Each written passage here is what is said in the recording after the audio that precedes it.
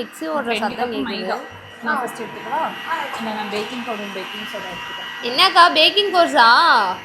Packing course எல்லாம் முடிஞ்சு app ஷூட்டுக்கே வந்துட்டோம். நீ இன்னும் பேக்கிங் கிளாஸ்லேயே இருக்க. ஓ சாரி. ஓகே.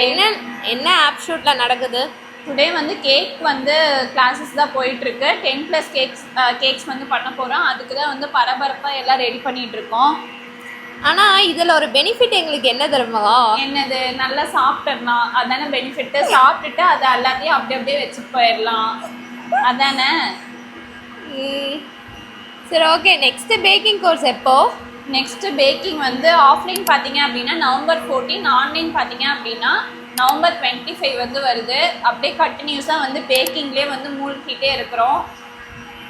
ஆமாம் சார், நிறைய செய்யுங்க, அப்போ தானே நாங்களும் நிறைய சாப்பிடுவோம். செய்கிறோம் டெய்லிக்கும் அதுதானே பண்ணுறோம். டெய்லிக்கும் அதே தான். இப்போ கரெக்டாக வந்து கிளாஸஸ் முடிஞ்சிச்சு, ஆப் ஷூட் ஸ்டார்ட் ஆகுது. ஆப் ஷூட் முடிஞ்சோடனே வந்து அடுத்தது ஆஃப்லைன் பேக்கிங். ஆஃப்லைன் முடிஞ்சோடனே மறுக்கும் ஆன்லைன். ஃபுல்லாமே ஸ்வீட் மலையாக தான் வந்து ஓவியஸ் நிலைக்கில் இருக்குது. அக்கா எனக்கு ஒரு ரெக்வெஸ்ட்டு. என்ன காரணமா? இல்லைக்கா, இந்த மாதிரி பழசு கப் கேக்கு, ப்ரௌனி அதெல்லாம் அதை விட பீட்சா, பர்கர் அந்த மாதிரி ஏதாச்சும் ஆட் ஆன் பண்ணலாமே. இல்லை, ஸ்வீட் இல்லாமல் காரமாக அந்த மாதிரி ஏதாச்சும் ஆட் ஆன் பண்ணுங்களேன். யோசிப்போம். உங்களோட ரெக்குவயர்மெண்ட்டை வந்து நான் எனக்காக இல்லைக்கா, நீங்கள் கோர்ஸில் ஆட் பண்ணுங்களேன், அதுக்காக.